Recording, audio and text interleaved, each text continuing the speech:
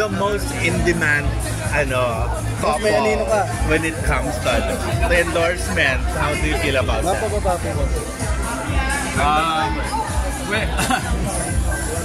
Sa lahat po kasi ng nakaka-partner namin, mahalaga po talaga yung values para sa amin. Unang tanong namin kamusta ba yung integration sa aming pamilya, paano namin siya magagamit. And for us, talagang maraming uses talaga yung ganitong klaseng game, especially sa loob ng aming sobrang na-excite kami. Actually, yung deliver siya sa bahay, yung mga kids talaga yung sobrang tuwang-tuwa talaga na very excited talaga na gamitin talaga siya. Going to the park. So, ano ba ito? Gamit na gamit? Kasi siyempre, gusto ng dalawang bata na kasi see something new for them, di ba? Definitely. Na-try nyo na to? Yes. So, sa park nga, sa gano'n. Ano sabi ni Zia at ni Sixto? Enjoy silang dalawa. Parang gusto nila lumaki para sila na daw yung mag-drive. Kasi syempre sabi nga namin, hindi pa po pwede. Si Mama muna siya kasi daddy ko muna. Kailangan gumamit. Syempre safety pa rin kailangan natin. Sinabi nito, kailangan talaga alam natin yung mga dapat na kinakailangan natin gawin bago tayo.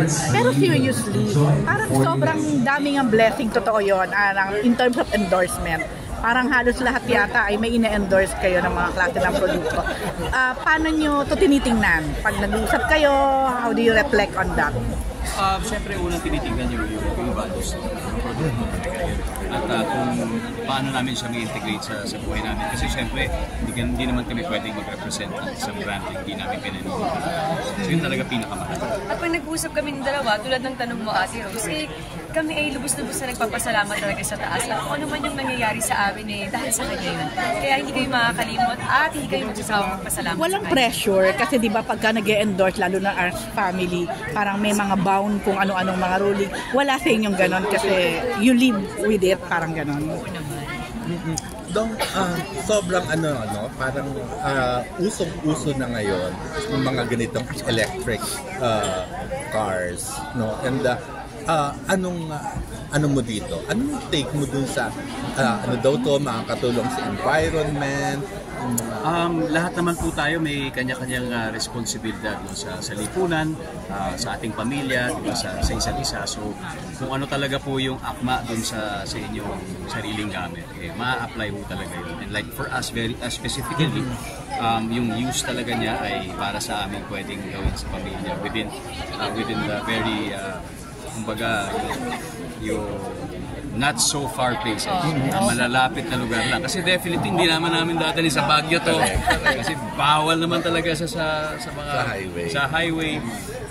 Pero syempre kaya mahalaga talaga na isipin pa rin natin. Let's be mindful sa ating responsibilidad as people on the road, diba? As responsible users of ganitong klaseng vehicles.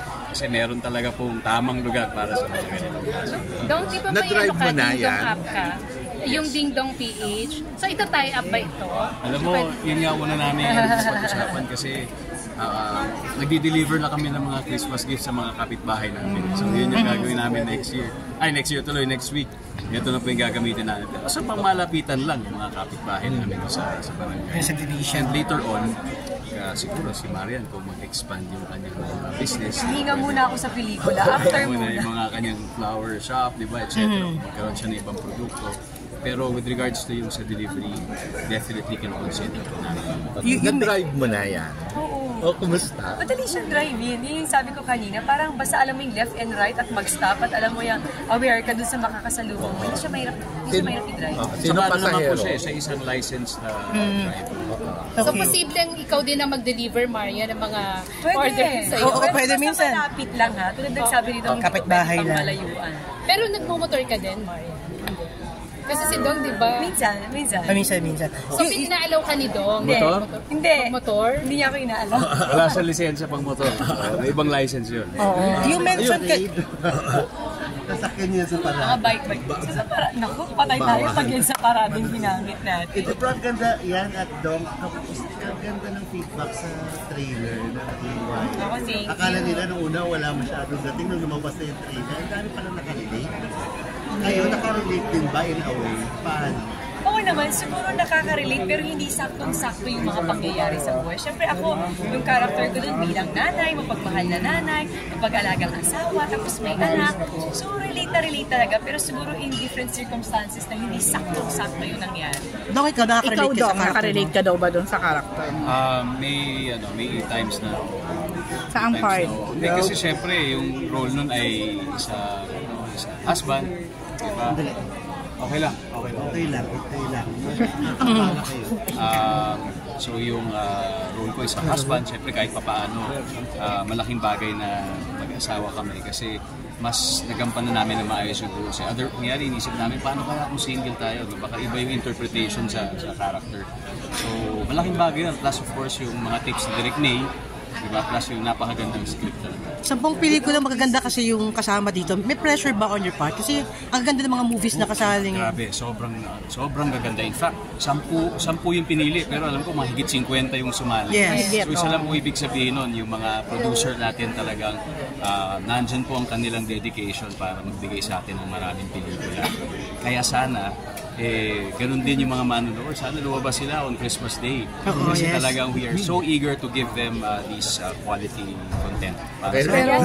Pero with all these issues na mga naglalabasan, yung mga hiwalay lahat, paano napapag-usapang mag-asawa? Ako sabi ko nga, actually parang ayoko din mag-comment para wala ako sa posisyon na magsalita o magkomento sa mga ganyang klase. Pero syempre every time na nakakarinig tayo ng itong pagkakataon sa mag-couple, nakakalungkot naman talaga. So ang tanging magagawa lang natin mga nakapaligid at kung kaibigan man natin sila, ipagdasal natin sila na maging maayos at makayanan itong pagsubok. parang ito ka nababalitang naghiwalay ngayon ay kahit pa paano malapit din sa inyo, nakakasama nyo. Nag-reach out ba sila sa inyo? Nag-ask ng any advice or anything? Wala po. Okay, kayo daw ang couple goals ng lahat ngayon. Kasi nga, from being boyfriend, girlfriend, nagkatuluyan, tapos ang ganda-ganda ng relationship bilang mag-asawa. How do you feel na parang kayo na yung inspiration ng mga couples? Well, kasi alam niyo po yung mga nakikita naman po sa media, siguro especially sa amin, that siguro just probably 1% of ano talaga yung nangyayari sa aming buhay. Kasi siyempre hindi naman po talaga lahat nasi-share namin. Having said that, hindi rin naman kami perfectong couple. Pero isa lang ang bagay ang sinisiguro namin, that we always strive hard to become better persons each day, not just for ourselves but also for each other and for our family. Pero walang pressure. Ano masasabi mo? Pero walang pressure, yun nga walang pressure doon na nilulook up kayo yung tinitingnan ngayon na ideal couple sa ngayon. Minsan mahirap magka-pressure sa ibang tao Ang mahalaga kung paano yung relationship na kayong dalawa. Tulad ng sabi nga niya, parang 1% lang yung nakikita niyo, pero behind that, marami kami mga conversation, marami kami ginagawa together na parang lahat normal lang. Sa relasyon ninyong dalawa, mula sa pagiging boyfriend, girlfriend, hanggang sa pagiging mag-asawa, meron bang isang point ng relasyon na gusto nyong i-rewind? Sa akin, bukod sa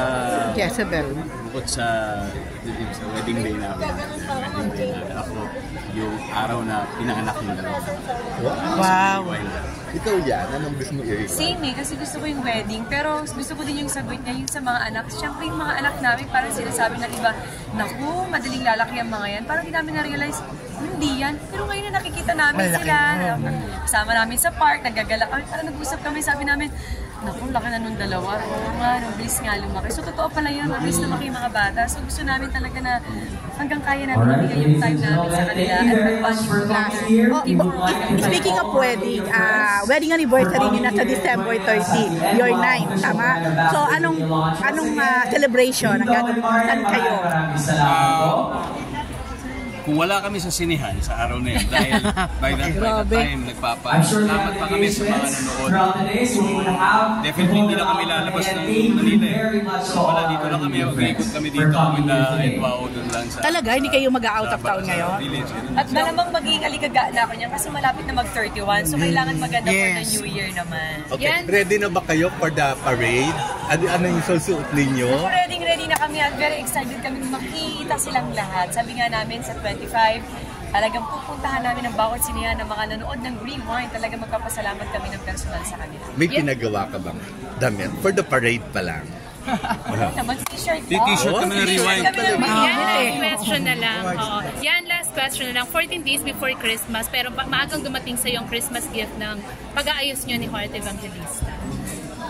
Pwedeng mag-share kung gaano kasaya yung feeling Well, na ano sinasabi ko, parang ayoko na elaborate, basta masaya ako na maayos kaming dalawa. Ikaw, Dong, happy ka rin ba na Naayos yung all's problema. well? Open ba kayo to do a work project together? Kayo kasama ka rin? Pero yan, totoo ba na ikaw yung nag-initiate? Basta kung ano yung mga nilabas namin, yun na yung lahat. Basta masaya kami at alam mo yun, bigyan nyo na sa amin dalawa yun. Okay, that's good. So, Ayun na. Ayun na. So, pwede na ba sabihin? So, Pwede na. meron baka, hindi ko lang kung allowed na kami sa film, pero magkaka-season 2 yung aming special project sa television. Yung Bonggambilya. Sunday. Okay. Wow, congrats. Pero teleserye, hindi pa ba? At syempre, ayan na yung aking Na kayong dalawa. teleserye. Ikaw meron na. Guardian eh. so wala pa yung baby number 3. Depende sa... Yes.